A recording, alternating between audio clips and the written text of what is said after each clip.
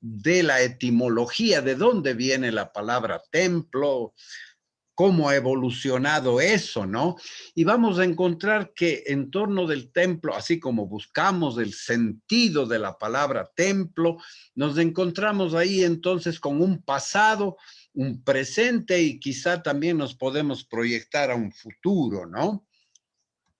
Vemos que ahí les he puesto una serie de imágenes de templos que podemos hoy verlos en el internet. Por ejemplo, ahí a la izquierda derecha tienen ustedes las piedras de Stonehenge en Inglaterra. Es un templo de la edad de piedra, unos megalitos, ¿no? Una cosa increíble, probablemente de adoración al sol, a la luna, ¿no?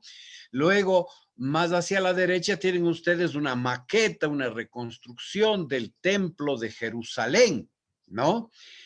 Al extremo de la derecha tienen ustedes la Torre de Babel, el Sigurat, ¿no? Estos templos de Oriente que querían alcanzar al cielo, acuérdense del relato bíblico del Génesis, ¿no? Tenemos acá en el segundo plano, en la izquierda, a la derecha, a medio, tenemos una sinagoga, la sinagoga de Berlín, con sus cúpulas y sus cosas, ¿no? San Pedro de Roma en el centro, la mezquita de la Roca o del Aqsa que está construida ahora en Jerusalén con la cúpula dorada donde antes estaba el templo de Jerusalén, ahora quedan solo los cimientos, las murallas de los cimientos donde los judíos tienen una sinagoga donde van a orar y orar también por el templo, ¿no? Tenemos ahí una iglesia abajo izquierda, una iglesia moderna de la Iglesia Evangélica de Chile. Al otro extremo de la derecha, un templo budista con todas sus guaraguas, sus imágenes. Y al centro he puesto también algo muy chiquito y muy sencillo, una capillita como las que nosotros tenemos muchas veces en nuestros campos donde nos reunimos para la comunidad para orar. Lejos de esa grandeza que vemos, en esa sencillez de la casita, de la casa comunal, ¿no? Donde nos reunimos hoy. Claro, el templo, hoy los templos son una categoría muy vigente, ¿no? Y vamos a ver que en la misma evolución de las palabras vamos a ir encontrando algunas pistas, ¿no? Buscando de dónde viene la palabra templo, me he encontrado con que, fíjense ustedes qué cosa tan curiosa, templo está en el verbo contemplar.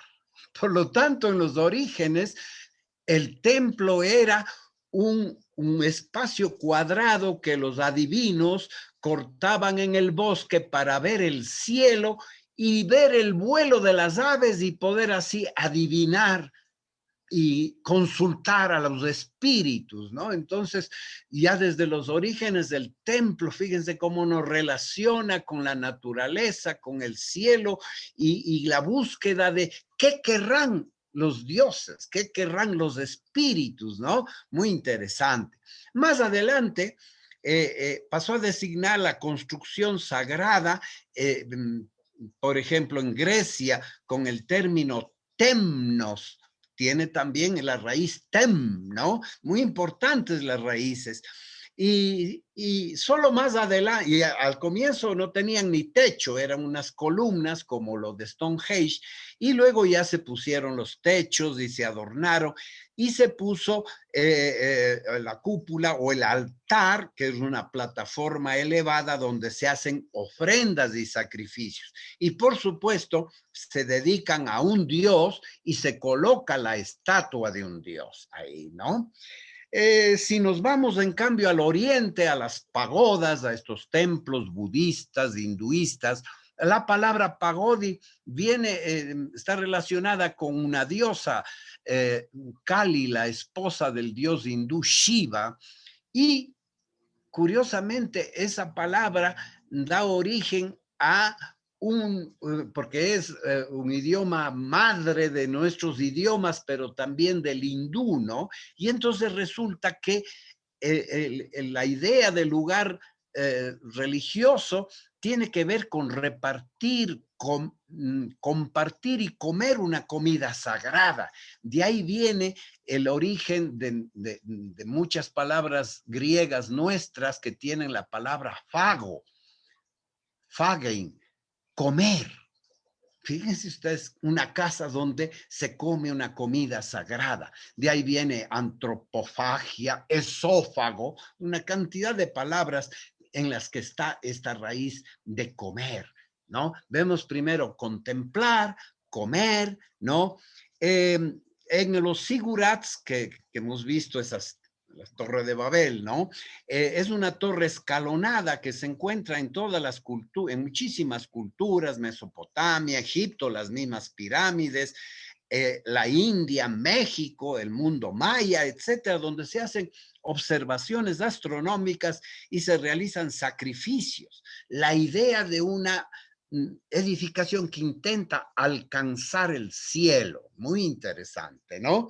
Y bueno, vemos también que en Israel, por lo tanto, también hay esta presencia, ¿no? En los orígenes mosaicos encontramos la expresión tabernáculo, tienda, porque resulta que los hebreos no tenían templos. Era un pueblo que no podía andar cargando un templo porque eran nómadas y entonces tenían una tienda, un santuario móvil que coincidía con la propia tienda y por eso cuando los hebreos en el desierto también construyeron una especie de tienda, se cree, ¿no? Para ahí Moisés, pues de alguna manera ejercía su mediación con Dios, ¿no? Luego, el templo de Jerusalén, una vez que en la monarquía se construyó, pues se construyó esta casa de santidad. Ahí vive el santo y de ahí viene la palabra santuario, ¿no? En todo caso, pues en el Antiguo Testamento el templo es el lugar, la morada de la presencia de Yahvé. A diferencia de los templos paganos, no hay una imagen de Yahvé, pero en el fondo es la misma idea del templo pagano también. Allí habita la gloria, la santidad y es un lugar privilegiado de encuentro con Dios para la adoración. Fíjense que en la palabra adoración está la palabra ora, ora, oración, y oración tiene que ver con boca. Tómese por vía oral, ¿no es cierto? El orador. Entonces, fíjense que adoración está en relación con la palabra, con el diálogo, ¿no? Y el culto, que viene de la liturgia, ¿no? El servicio, que era un servicio a la comunidad, pero también luego servicio a los dioses. Fíjense ustedes que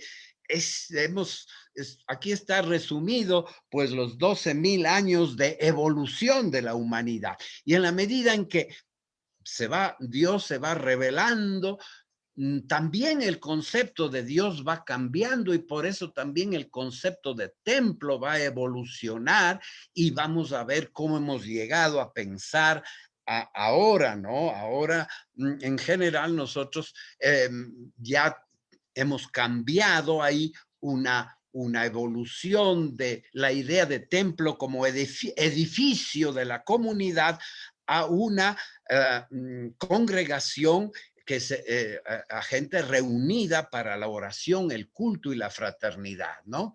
Entonces, ¿de dónde viene este cambio? ¿Cómo se produce este cambio? Bueno, ya veremos cómo en el Antiguo Testamento enseguida esto va a ir poco a poco evolucionando, pero esta ruptura entre el templo edificio y el templo comunidad se va a producir precisamente después de la destrucción del templo de Jerusalén en el año 70 después de Cristo, cuando sobreviven dos congregaciones, la sinagoga y la iglesia.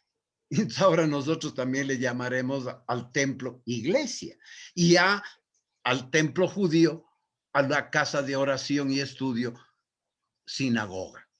Sinagoga es muy parecido a eclesia, ¿no? Sinagoga viene del verbo sin, es con en griego, y agoge, el verbo es reunión. Por lo tanto, sinagoga significa lugar de reunión, congregación de la comunidad para la oración, y designa también a la comunidad judía, ¿no?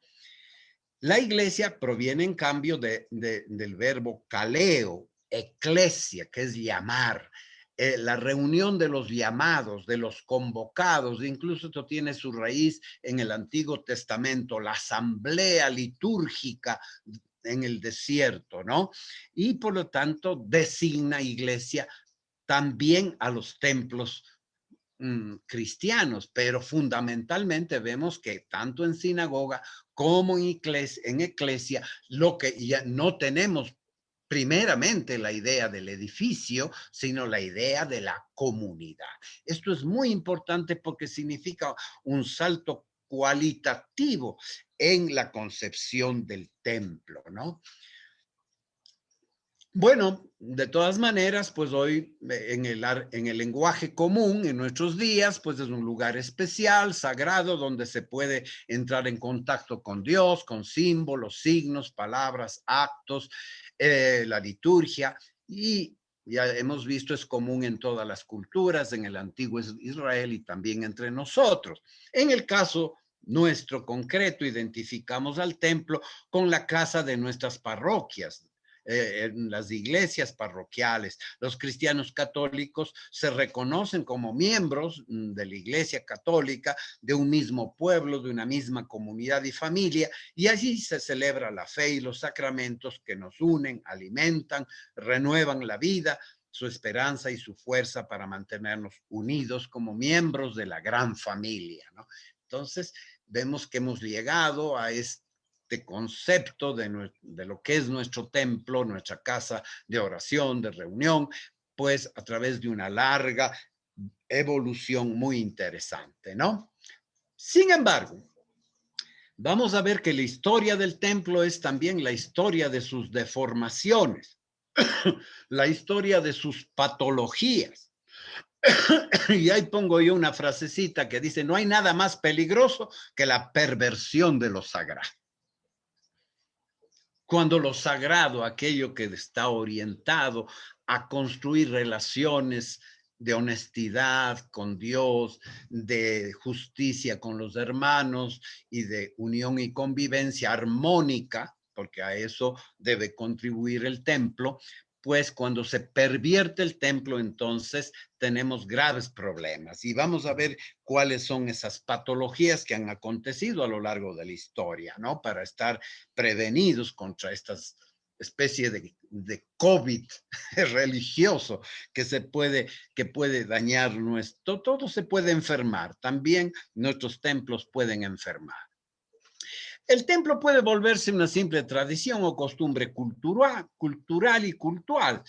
Y el templo se desconecta de la vida concreta de la gente y no es algo que tenga que ver con nuestra gente. Esto pasa incluso con muchos de nuestros cristianos que van al templo porque sí, porque así la costumbre y tal y cual, y hacen los sacramentos por costumbre, pero si les preguntan qué, por qué y qué resultados va a tener eso en la vida, vamos a ver que muy poco o nada, ¿no?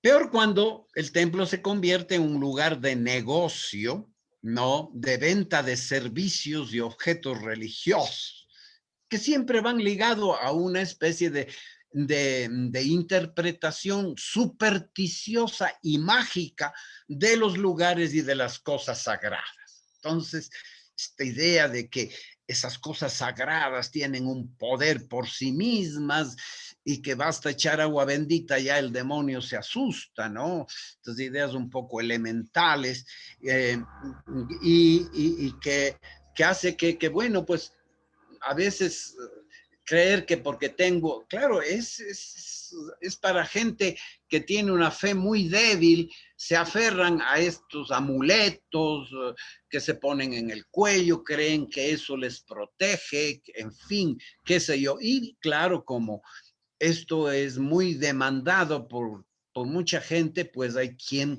se convierte en proveedor de estas necesidades y eso deviene simplemente un negocio, ¿no?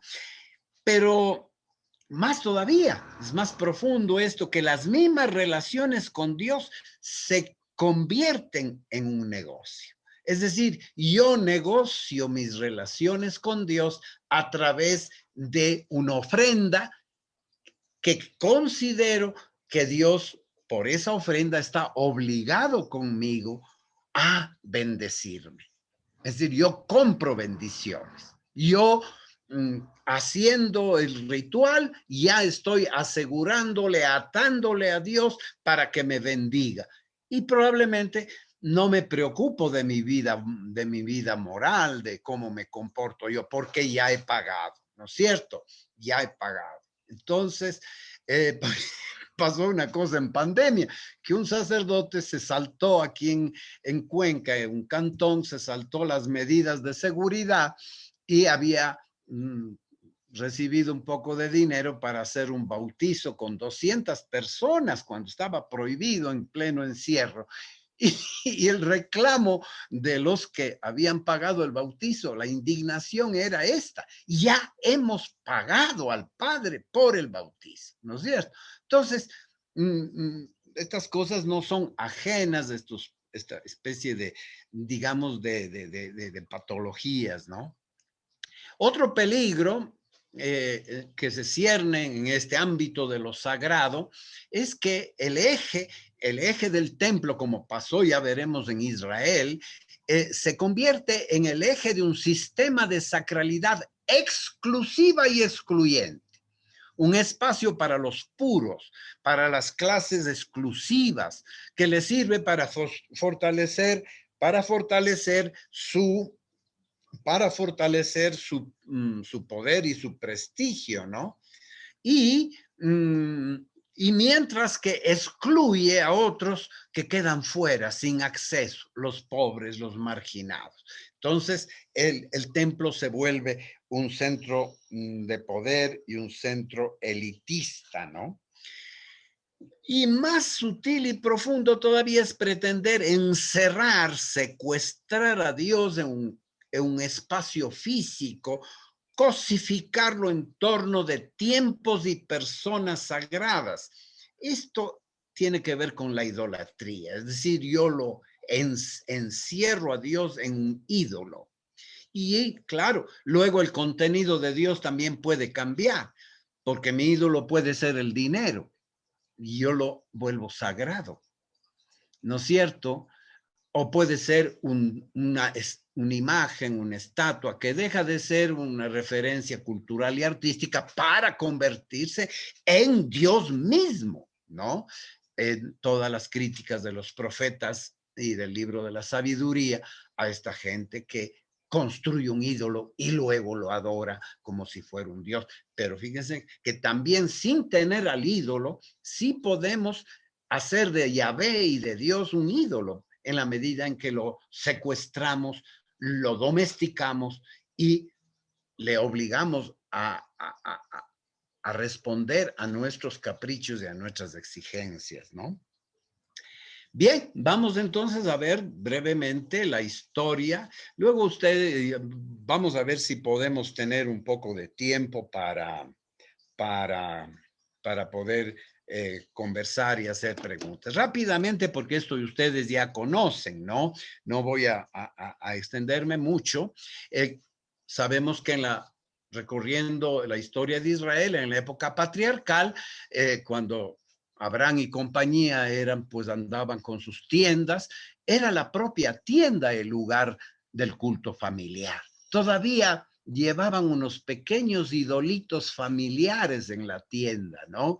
Pero por eso va a ser muy interesante este concepto de Dios que tienen los nómadas, de un Dios que camina con el pueblo. Eso va a ser muy importante porque no es un Dios anclado en un templo ahí, fijado con clavos a una peana. No, no, es un Dios dinámico, un Dios que camina con ellos, que tendrá muchos nombres y que luego se unificarán bajo el nombre de Yahvé, ¿no? Ya con Moisés en el desierto, vemos que esto no se sabe si es una especie de retroproyección del templo a la época del desierto, pero lo cierto es que en el Éxodo hay 2 buenos capítulos ahí de la tradición sacerdotal dedicados al diseño de la tienda de la reunión, de la tienda del testimonio, ¿no? Claro, si el pueblo vivía en tiendas, pues tampoco le podías hacer a Yahvé un templo de piedra, ¿no? Durante la época tribal, cuando ya el pueblo entra en posesión de la tierra, se encuentra que ya habían una serie de templos cananeos. Y entonces lo que hacen es sustituir al dios cananeo por el dios, por Yahvé. Y se empieza a rendir culto a Yahvé en los templos que habían en las distintas tribus, por ejemplo, Gilgal, en el templo de Silo, en el templo de Dan, en el templo de Betel, en el templo de Beersheba, una serie de lugares donde se adoraba al Dios supremo cananeo, él que va a ser identificado con Yahvé. Ustedes saben que en la tradición yavista se usa el nombre de Yahvé, pero en la tradición eloísta se usa el nombre él, que significa Dios. Él es Dios. Por lo tanto, él, Yahvé es él, es la confesión de las tribus. Yahvé es Dios. Y de ahí va a venir Alá, de la misma raíz, Alá, ¿no es cierto? Y Él es Dios. Él está relacionado con la idea de, por ejemplo, el sacerdote Melquisedec era sacerdote de él, Sadai, del Dios Altísimo, que termina siendo identificado con Yahvé. Bueno, fíjense ustedes que cuando el pueblo quiere construir, cuando David quiere construir un templo a Yahvé, como que al profeta Samuel y a los profetas y al profeta Natán no les suena muy bien eso. ¿Por qué? Porque tú le vas a construir, dice David, saca pecho y dice, yo vivo en una casa de cedro y magnífica, en un palacio, y Yahvé viviendo en un arca, porque me olvidaba decirles que durante la época tribal, como ya no había tienda, la presencia de Yahvé se concentró en el arca de la alianza. Y el arca de la alianza era como esas urnitas que nosotros en nuestros anejos tenemos de la Virgen de la Nube, ¿no? Es que iba pasando de casa en casa, de templo en templo. Una vez se la robaron los filisteos y todas esas historias muy interesantes, ¿no? Y al fin David decide y dice, ¿cómo puede ser que Yahvé viva así sin casa, vagabundo de un lado para otro? ¿No es cierto? Le voy a construir una casa. Y Natán le da un mensaje a David, tú me vas a construir a mí una casa, tú, déjate de pendejadas, soy dueño de todo, ¿qué casa me vas a construir a mí? Yo te voy a construir una casa a ti, te voy a mantener como a tu familia, te voy a mantener como rey, la casa real, ¿no? Entonces, vemos que igual que pasaba con el reino, tampoco a Samuel le gustó que quisieran constituirse en una monarquía, porque era de alguna manera rechazar el gobierno de Yahvé, ¿no? Bueno, cuando surge la monarquía, los primeros reyes unificaron a todas las tribus y ya en la época de la reforma de Josías, pues resulta que para unificar el culto y unificar al pueblo y unificar la monarquía en Jerusalén, pues resulta que se destruyeron los demás templos. Es como si Taito Obispo dijera que nanay de capillas en las parroquias y que todo el que quiere encontrarse con Dios que venga a la catedral y que mandara a destruir todas las iglesias parroquiales y todas las capillas. Más o menos eso es lo que hicieron Salomón y David. Destruir esos centros de reunión que obviamente en la religiosidad popular, esos judíos de las tribus no sabían muy bien quién era Yahvé y lo confundían con otros dioses, había mucho sincretismo, mucha mezcla con supersticiones y todo eso. Y claro, por un lado se purificó el yavismo, pero por otro lado también se centralizó el culto para asegurar el control político, económico, militar y religioso, ¿no es cierto? En general, los templos son parte de la legitimación del poder político, ¿no? Entonces aquí vemos que entra también esta patología, ¿no? De que Jeremías, por ejemplo, no estuvo nunca, aunque sí sentía simpatía por la reforma de Josías que destruyó todos los, pero él también era de la familia de un pueblo, de Anatot, y destruyeron también el templo de su pueblo, ¿no? Y eso pues no le gusta a nadie, ¿no? Eh, entonces, los profetas denuncian estas patologías, ¿no? Eh,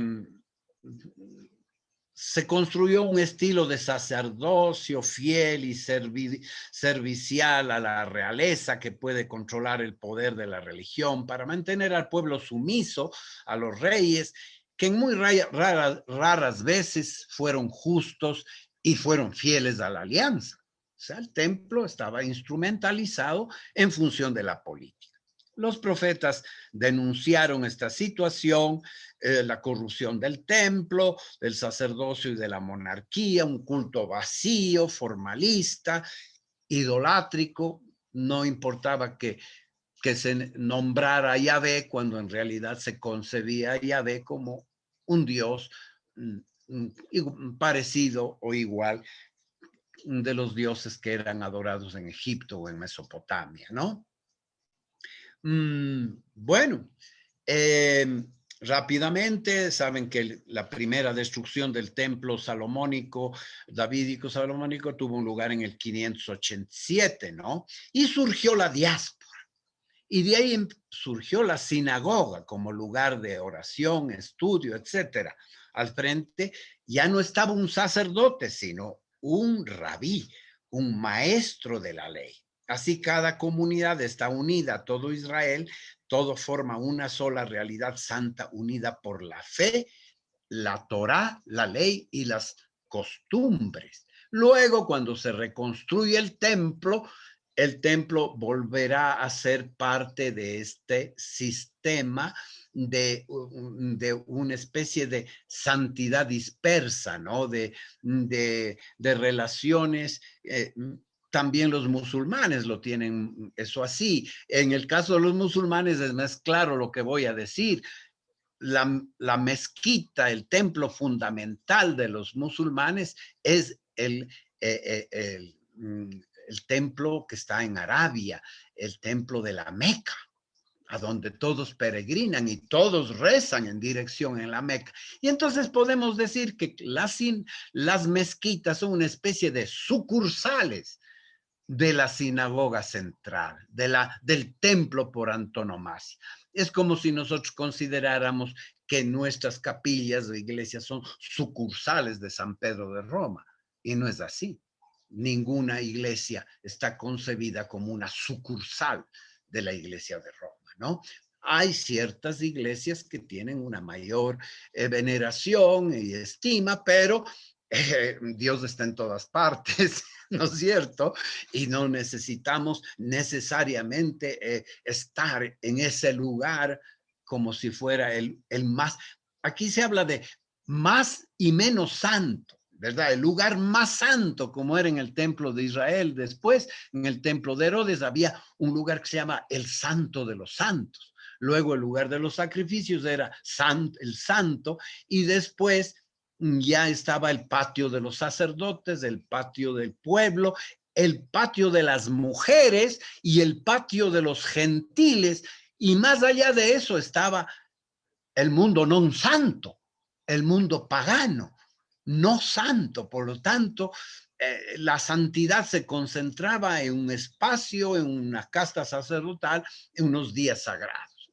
El Yom Kippur, el sumo sacerdote, y el Santo de los Santos. Vamos a ver cómo Jesús va a transformar eso. Leer la carta a los Hebreos es muy interesante para tener una idea clara de el cambio que significa la mentalidad de lo sagrado en Jesús y en los cristianos. Estamos asistiendo y este cambio de mentalidad ya comenzó 500 años antes de Cristo, precisamente porque va a haber un cambio en el paradigma religioso. La sustitución de los sacrificios por una nueva forma de relación con Dios de carácter predominantemente personalizado y ético. Ello implica también un cambio en la naturaleza de los mediadores del culto. El liderazgo de los sacerdotes da paso al liderazgo de los sabios, de los maestros de la sabiduría. Nosotros vemos que Jesús en ningún momento es nombrado como un sacerdote en los evangelios, sino como el maestro, como alguien que enseña. Es decir, no es tan importante hacer sacrificios, sino tener conocimiento de Dios y de su voluntad y de hacer la voluntad del Padre, ¿no es cierto? Y la voluntad del Padre no es otra que la fraternidad, el amor, el perdón, la caridad, ¿no? Entonces, hay un verdadero terremoto en la concepción de la sacralidad, ¿no? Eh, Desgraciadamente, y precisamente en Palestina y en torno del templo reconstruido por Zorobabel a la vuelta del destierro, se acentuó este formalismo religioso en el culto, un legalismo y segregación. ¿No es cierto? El templo se volvió un signo de poder para juzgar, castigar al que violaba la ley, declarándolo impuro, pecador, indigno del culto y del templo, separándolo de Israel y expulsándolo prácticamente del pueblo de Dios. Por ejemplo, los leprosos, las mujeres menstruantes, la gente que tenía, los pobres que vivían en contacto con el campo, todas estas personas para poder entrar al templo tenían que purificarse y tenían que pagar, ¿no? Además, Herodes, poco antes de Jesús, inició la reconstrucción grandiosa del templo de Jerusalén como signo de su poder y dominación. Cuando los discípulos de Jesús con Jesús llegan a Jerusalén, algunos de ellos probablemente era la primera vez que iban a Jerusalén, viendo el templo se quedaron con la boca abierta. ¡Ah! ¿Y qué les dijo Jesús? ¿Ven todo esto? De esto no quedará piedra sobre piedra. O sea, que Jesús recoge precisamente toda esa tradición profética, porque el templo, lejos de ser casa de oración, de encuentro, se había convertido en eso que vamos a ver ahora, Jesús y el templo en el Nuevo Testamento, ¿no? Vamos a hablar entonces, en el Nuevo Testamento hay una sustitución del templo. El templo de Jerusalén va a ser en el Evangelio de San Juan sustituido por otro templo. ¿Cuál? Veamos. Entonces, a ese templo que en Jerusalén es el referente religioso, social, político, económico, pues vamos a ver que Jesús, como todo judío laico, Jesús participó del culto del templo, subió desde niño con sus padres a la celebración de la Pascua, también se da cuenta de que fue llevado a la purificación, a la circuncisión y a la presentación del niño en el templo, ¿no? Eh, pero nada en la vida y en los hechos de Jesús hay que permita verlo como parte del templo. Él no es un sacerdote, un empleado del templo, no. Los evangelios nos recuerdan, pues, esa palabra que ya he mencionado de la destrucción del templo, que ocurrió en el año 70, de esto no quedará piedra sobre piedra, que sirvió incluso esta palabra de Jesús, este logion de Jesús sobre el templo, pues tiene visos de toda historicidad porque fue utilizado por los sacerdotes y los acusadores de Jesús en el juicio y en su condena a muerte. Ha amenazado con destruir el templo y esta es una acción, digamos, absolutamente subversiva. Sí, y le acusaban también de cambiar la ley de Moisés, porque Jesús no se sometía de una manera así servil a la ley de Moisés, la cuestionaba y la reinterpretaba, ¿no? Con libertad. Bien, Hechos de los Apóstoles nos muestra que, claro, la familia de Jesús y la vida de Jesús estuvo muy ligada con el templo y también la de los cristianos de Jerusalén. La primera comunidad cristiana de Jerusalén, con Pablo, con Pedro, Juan y después Santiago, el hermano del Señor, continuaron asistiendo al templo a la oración. Igual que los musulmanes, cuando se llama a la oración durante el día, ustedes verán que los musulmanes paran todos, sacan su esterita y hacen su adoración al Akbar, Alá es Dios, ¿no? Y entonces, incluso a Pablo, cuando regresa con las limosnas recogidas en las comunidades, le obligan a hacer una ofrenda al templo y ahí es donde le acusan de haber querido introducir a un pagano, a un no circunciso al templo y se arma la bronca y lo cogen preso, ¿no? Pero no cabe duda que desde el comienzo los cristianos de la diáspora había un grupo muy contrario al templo.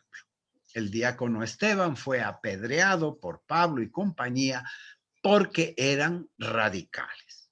Ellos decían, Dios no habita en casas hechas por manos de hombres. O sea, vemos que incluso en el cristianismo primitivo habían diversidad todavía, había una nebulosa, una nube ahí que todavía no nos aclarábamos. Poco a poco los cristianos tuvieron la certeza de que el verdadero culto, que es el verdadero culto que se ha de dar a Dios, no depende de un lugar, sino del corazón. El culto no es más válido porque se realice aquí o allá o en tal o cual templo, sino porque se realiza en espíritu y en verdad. Los adoradores, los que de verdad adoren a Dios en espíritu y en verdad, es decir, desde la vida que se esfuerza en caminar según la voluntad del Padre Dios, ¿no es cierto? Entonces, vemos que hay una evolución, ¿no? Y en la medida en que el templo ya se destruyó, deja de ser un referente para los cristianos que reinterpretaron las instituciones de manera simbólico-espiritual. El nuevo templo cristiano es del cuerpo de Jesús, el cuerpo templo de Jesús, el cuerpo luminoso de los discípulos, de los bautizados, de los creyentes en comunidad. Y según las propias palabras de Jesús, para acoger a Dios hay que acoger al niño, al pobre, al huérfano, a la viuda.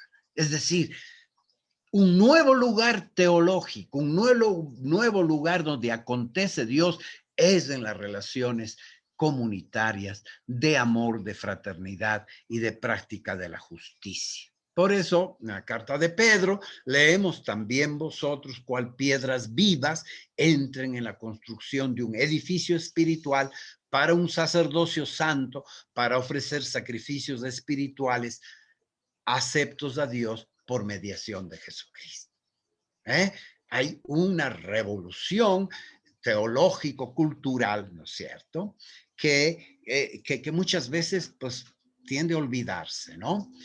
Bien, ahora sí estamos en condiciones de entender que lo que Marcos nos dice el domingo pasado en el Evangelio, cuando Jesús está en la última parte ya del Evangelio, en la tercera parte del Evangelio de Marcos, en la subida a Jerusalén, donde va instruyendo a sus discípulos, donde Jesús les habla pero no entienden mucho, no entienden nada más bien.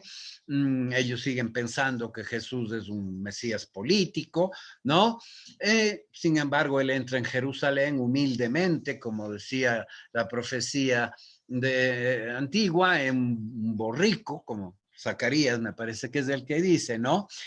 Entra en un burrito como el Mesías siervo, el Mesías paciente y humilde del cántico del siervo de Yahvé, ¿no? De Isaías 42, de Isaías 53.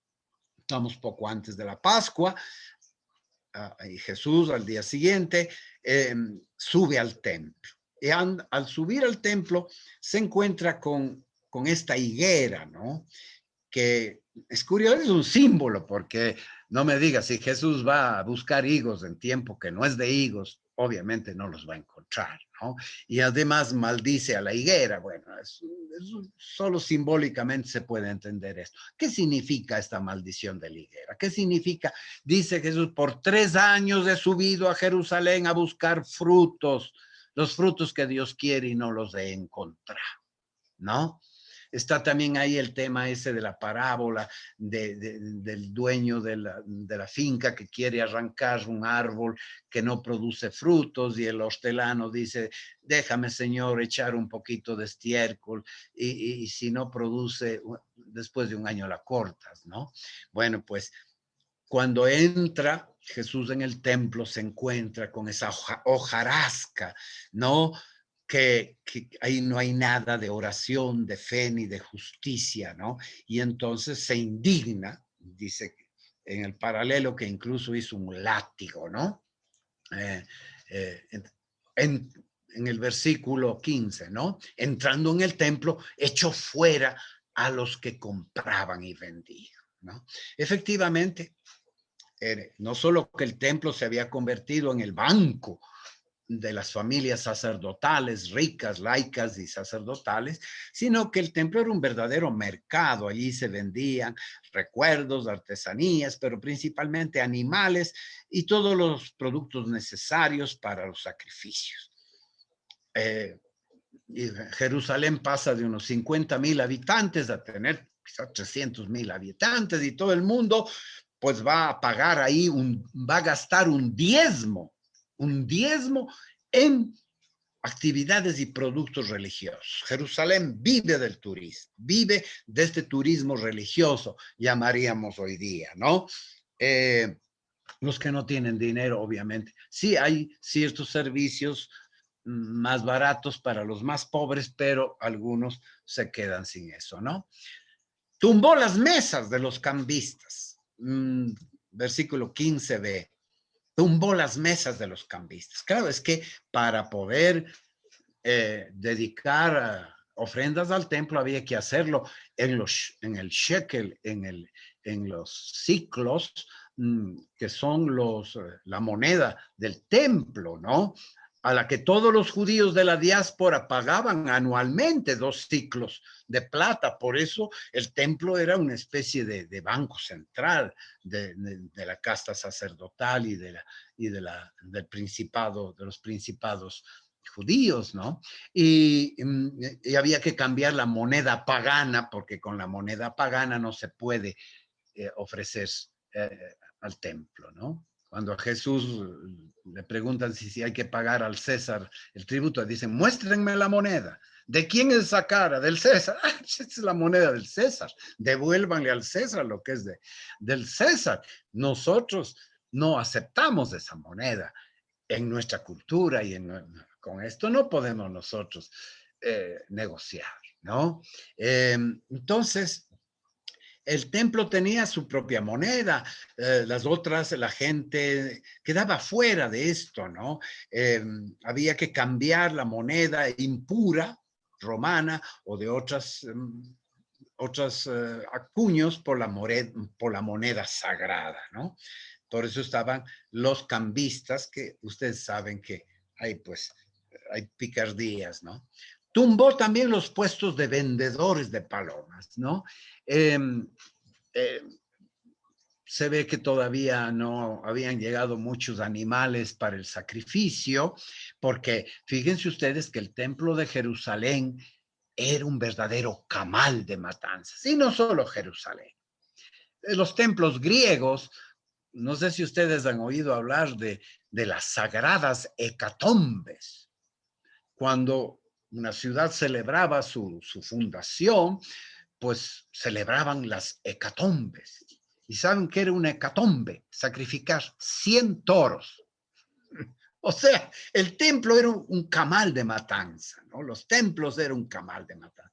Bueno, parece que en la época de Jesús ya había cambiado un poco, se habían reducido estas matanzas y ya casi solo se ofrecía el sacrificio de los corderos a los que llevaban al templo para sacrificarlo para la Pascua, ¿no?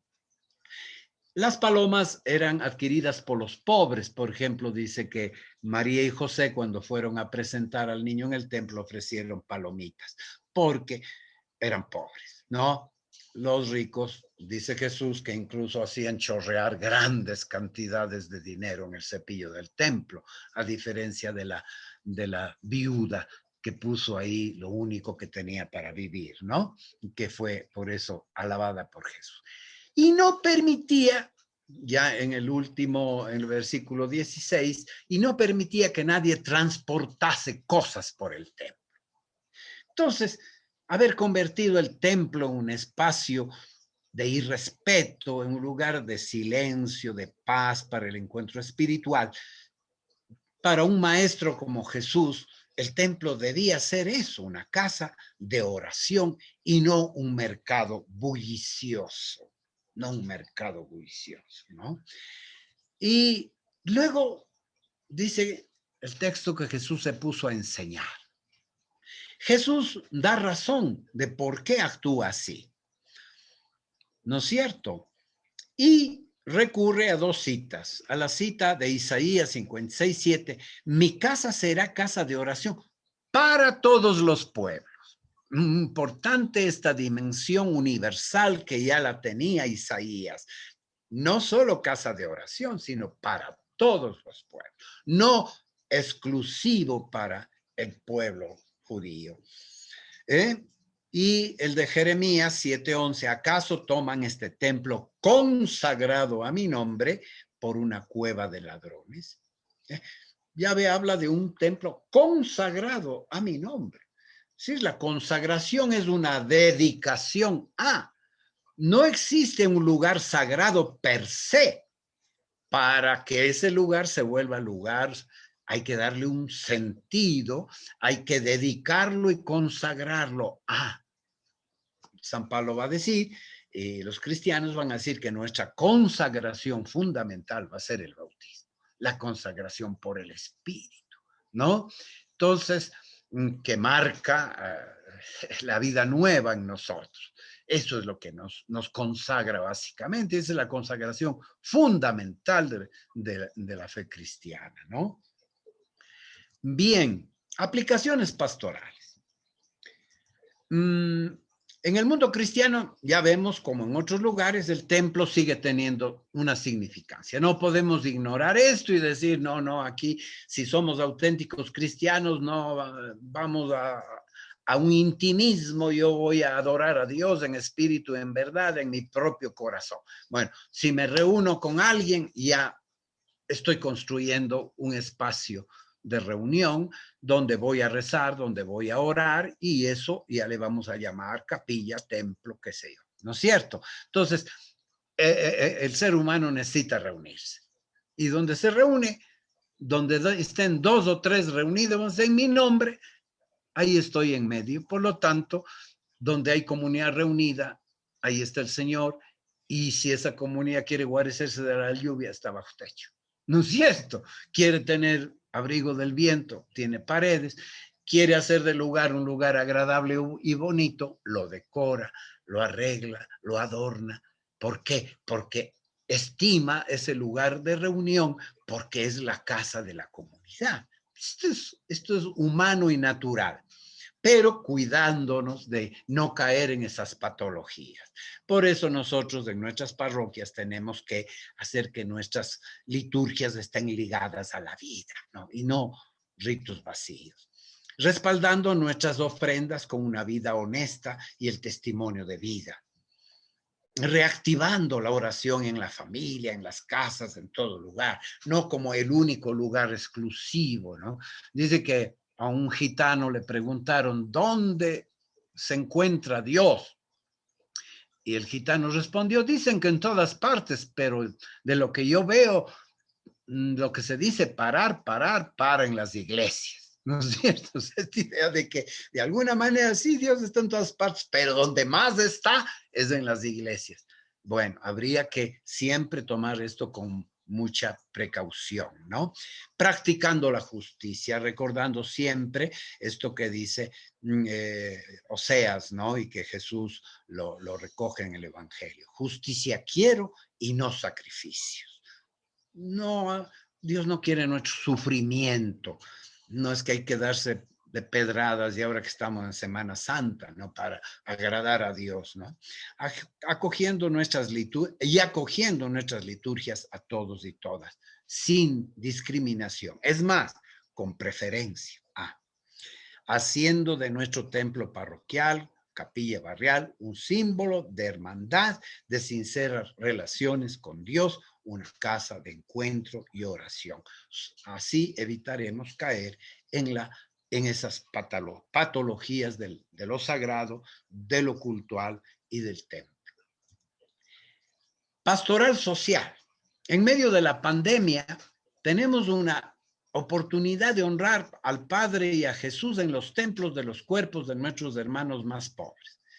Hoy tenemos la oportunidad de que con la pandemia, con ojos limpios, podamos reconocer más todavía la presencia de Dios en nuestros hermanos más afectados, ¿no es cierto?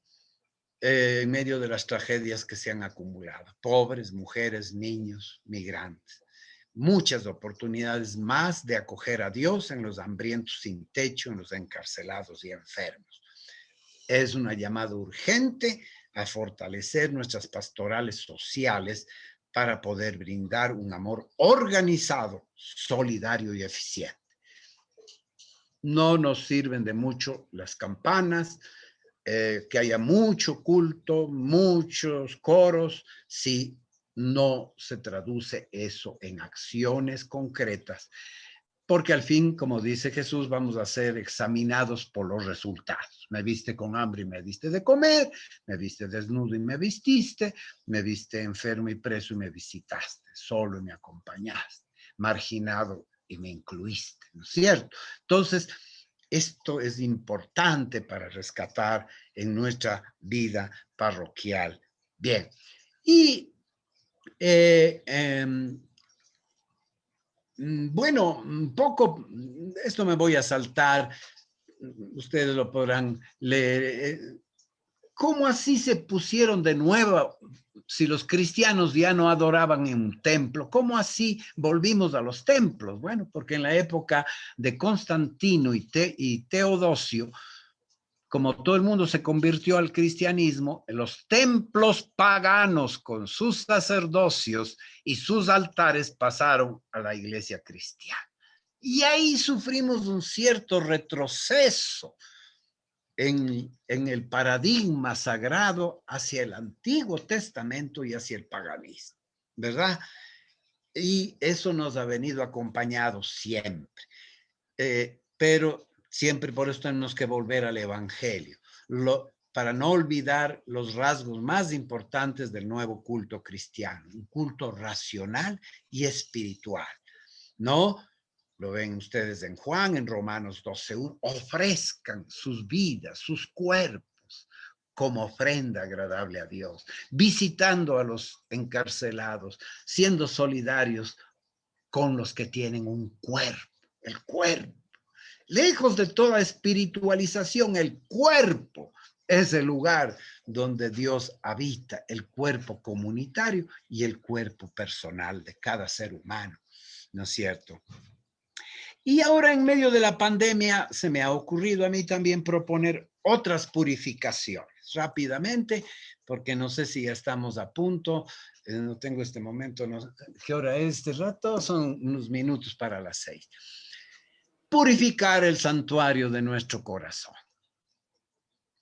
también nuestro corazón se puede volver un lugar de trajín y una cueva de ladrones, donde muchas cosas entran y salen.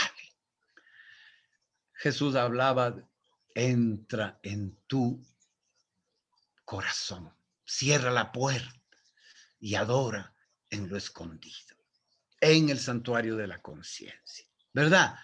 Si eso está lleno de preocupaciones, deseos, no dice Jesús que del corazón salen los adulterios, salen las maldades, salen los robos, los crímenes, las codicias. Entonces hay que cuidar que el santuario de nuestro corazón no sea una cueva de ladrones, ¿eh? Donde cualquiera puede entrar y llevarse lo más precioso que es nuestra intimidad y nuestra relación con Dios, ¿no? Y yo tenía una práctica desde los 13 años en el plan de vida que mi director espiritual nos impuso. Había un aspecto que todas las noches examinábamos: vivir en la presencia de Dios.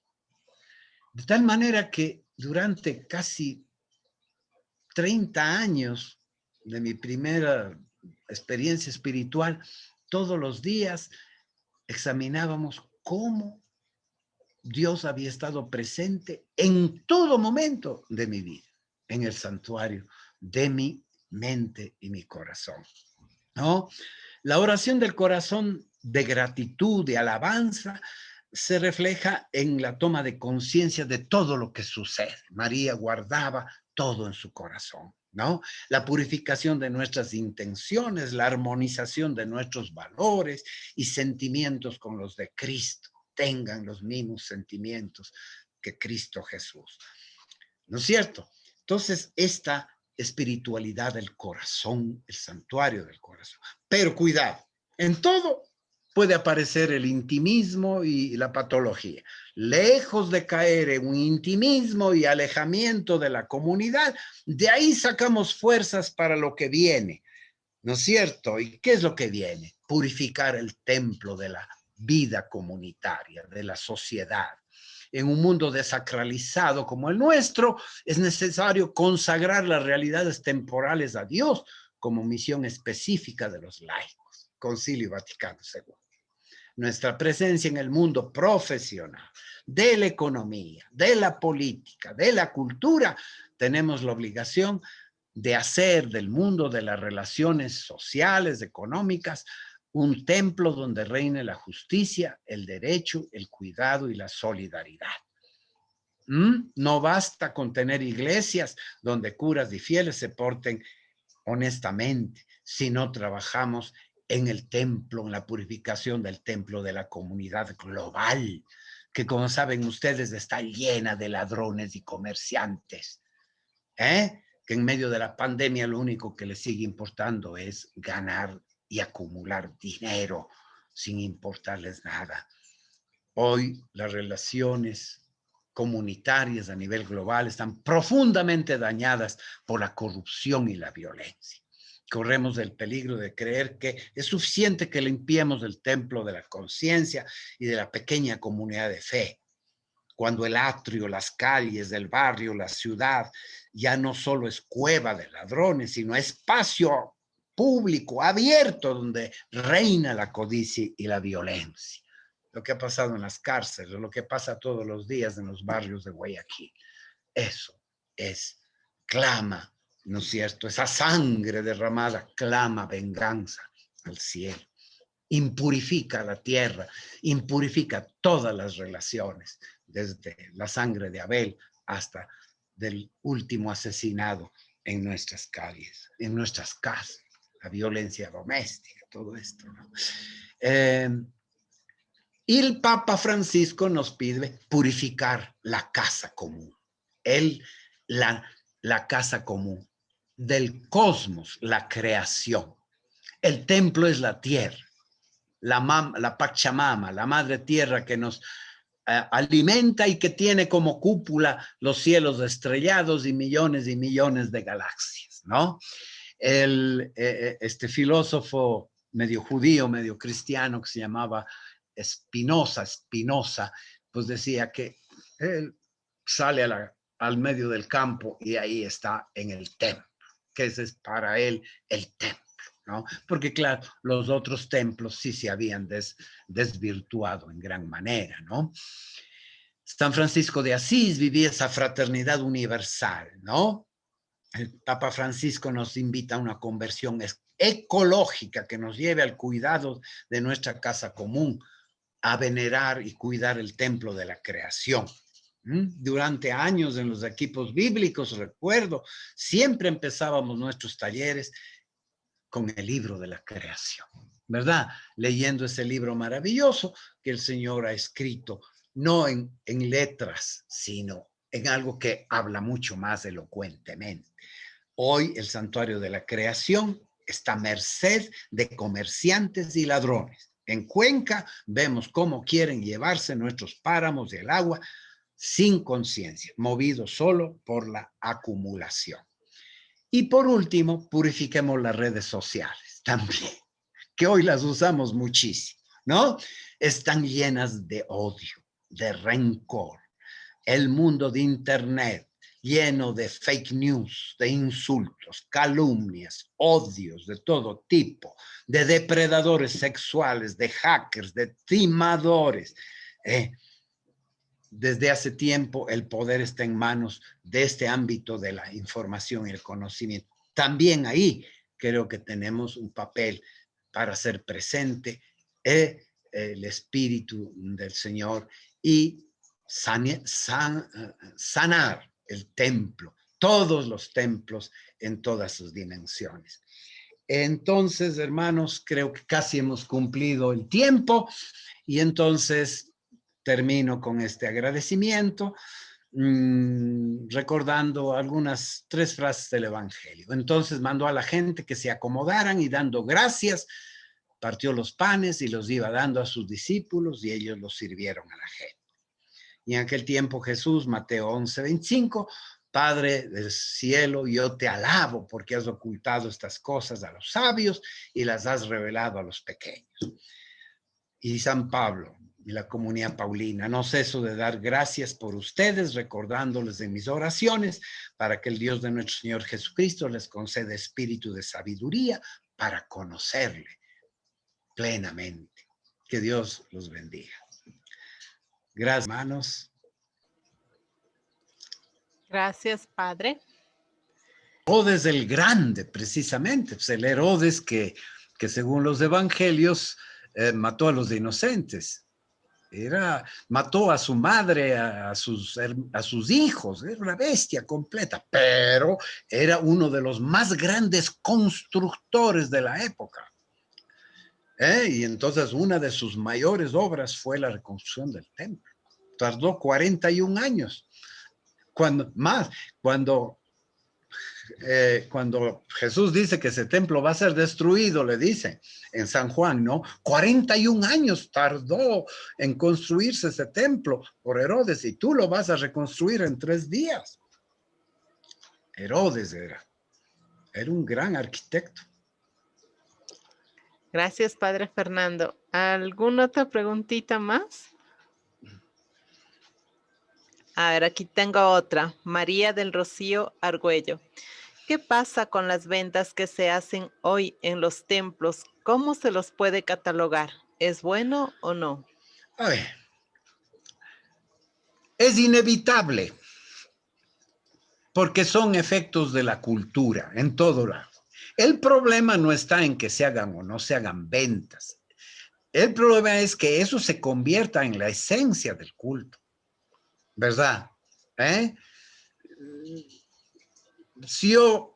Todo el mundo que se va a Galápagos, está prohibido, uno quiere traerse una piedrita de Galápagos, ¿verdad?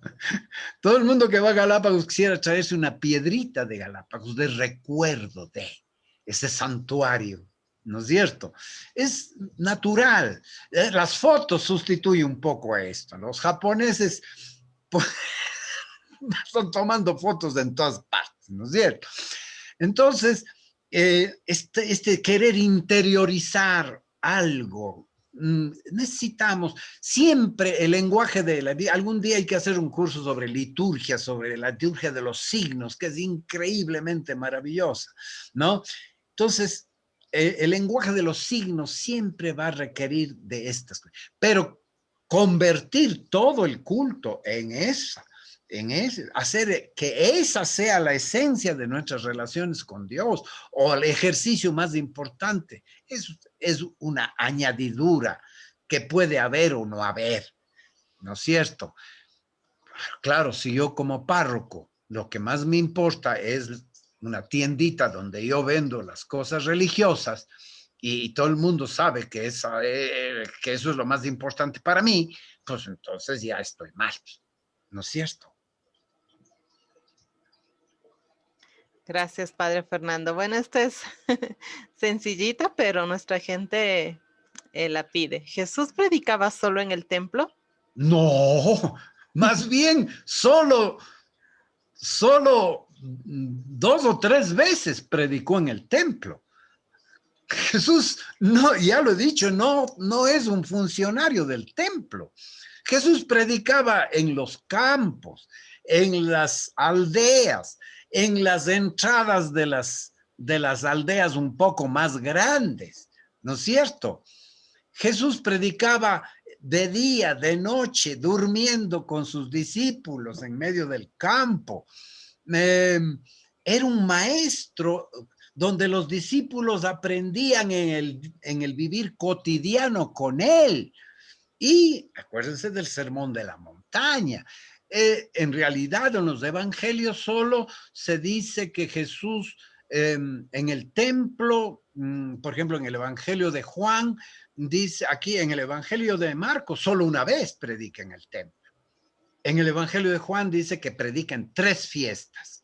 En la fiesta de las luces, en la fiesta de la dedicación del templo y cuando purifica el templo, ¿no?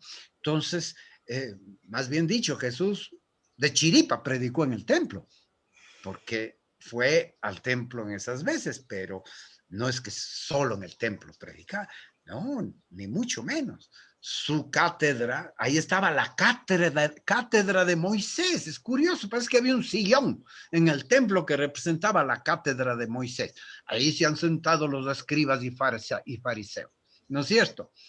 Y han sustituido la misericordia y la justicia por el negocio. Entonces Jesús dice, no, ya esta gente ha usurpado a Moisés. Gracias, Padre Fernando. A ver, Katy, he recogido algunas tradiciones que el padre Fernando conoce muy bien. Yo también fui párroco allá en Checa, ¿te acuerdas? Chiquintac. Sí, y me traían, yo no había conocido ni en Echandía ni acá en Quito el diezmo. Oye, llenaba habitaciones de ese convento abandonado con granos. ¡Qué cosa!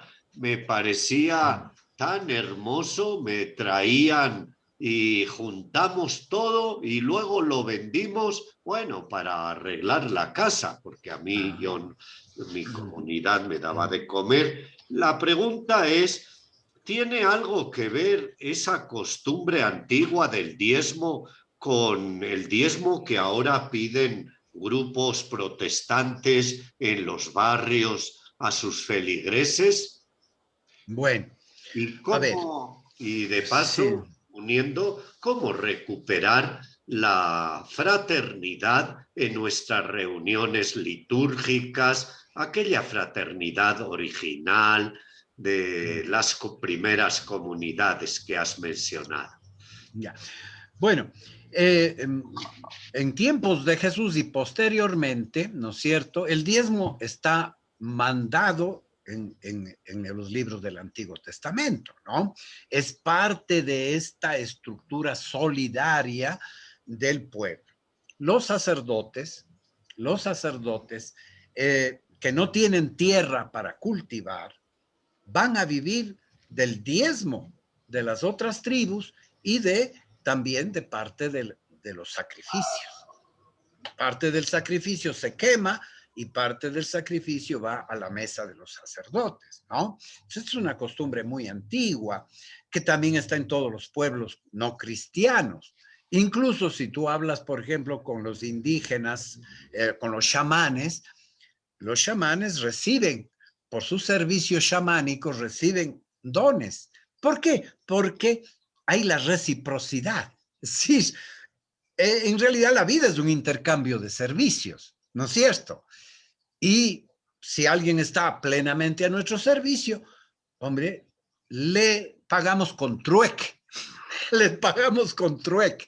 Por lo tanto, los diezmos llegaron hasta nosotros como esta especie de trueque en la que al hombre, la persona que está dedicada completamente a nuestro servicio, le retribuimos con alguna cosa que le compartimos, ¿no es cierto? Y esto estuvo vigente durante la colonia y era uno de los mandamientos de la iglesia, pagar a la iglesia los diezmos, ¿no? Pero esto se suprimió con el concilio. Por lo tanto, cuando los hermanos evangélicos siguen haciendo eso, en realidad sí están obedeciendo la Biblia, pero yo digo que también es una manera de compartir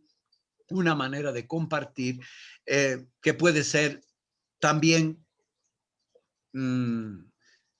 puede convertirse en patología, porque todo lo que significa intercambio de dinero, de poder, se puede dañar, ¿no?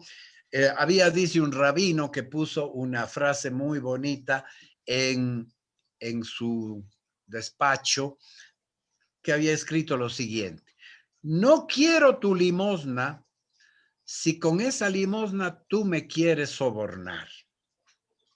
No quiero tu limosna si con ella crees que puedes comprar a Dios.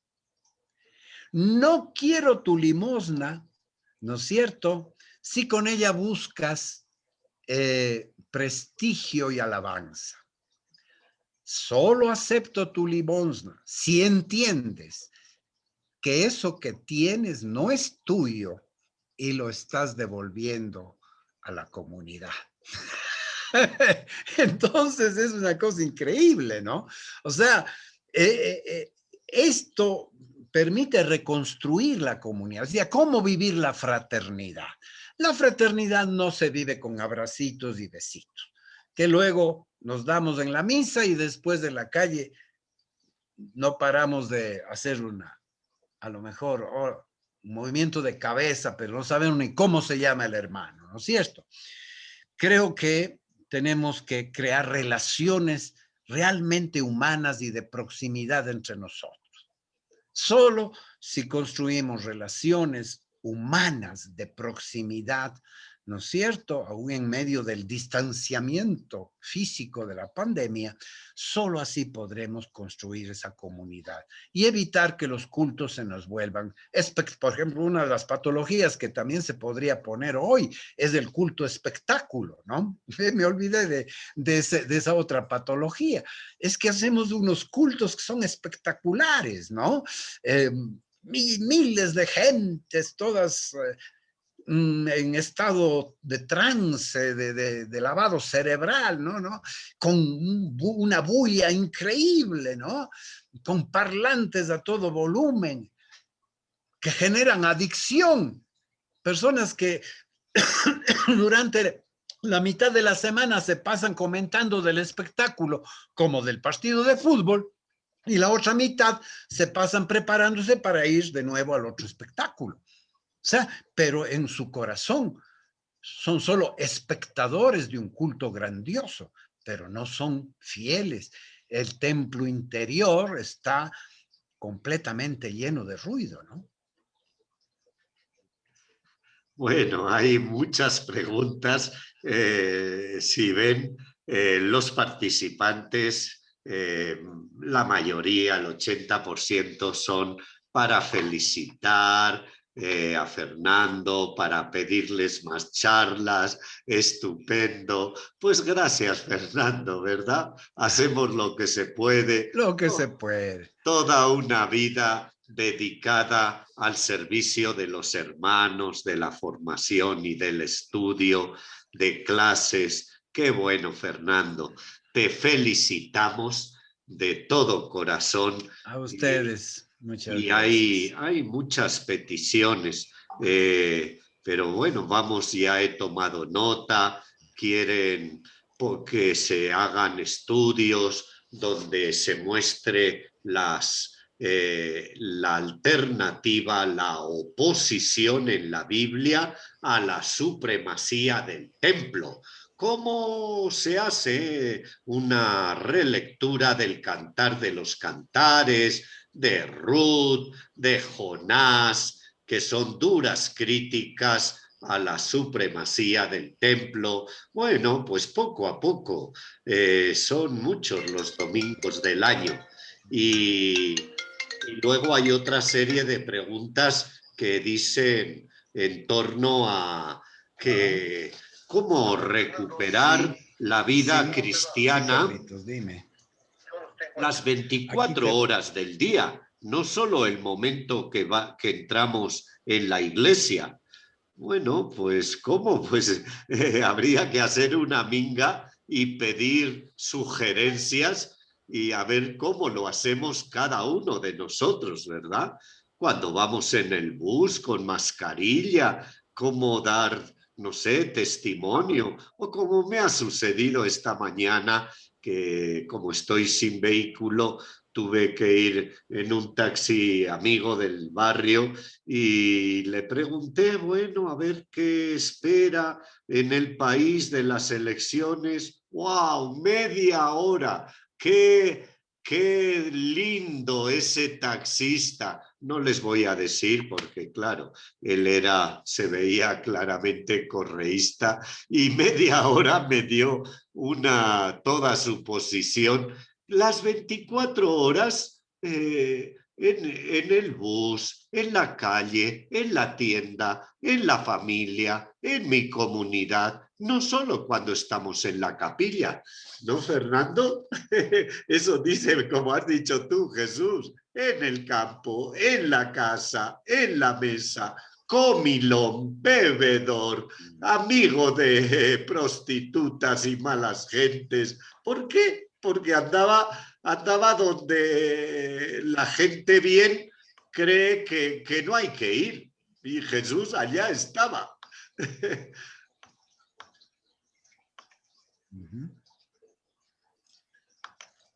Así, ustedes saben todas estas cuestiones del perdón de las deudas, etcétera, etcétera. Ese diezmo enfrenta directamente al pobre con cada judío, ¿verdad?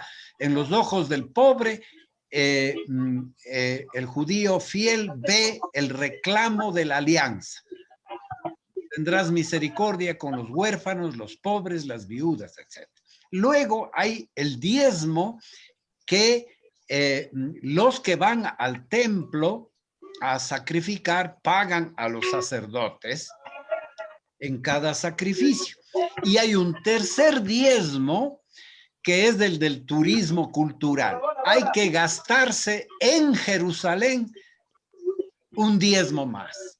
O sea, cada vez que vas a Jerusalén y sobre todo cuando haces una peregrinación, no es que todo el tiempo vas a Jerusalén, pero hay estos tres diezmos. Un diezmo directo de cada judío con los pobres, un diezmo que se entrega a los sacerdotes cuando vas al templo y este diezmo que te gastas en Jerusalén. Es interesante porque no es un solo diezmo. Y el más importante de todos es el diezmo directo que tú compartes con los pobres. Ok, muchas gracias.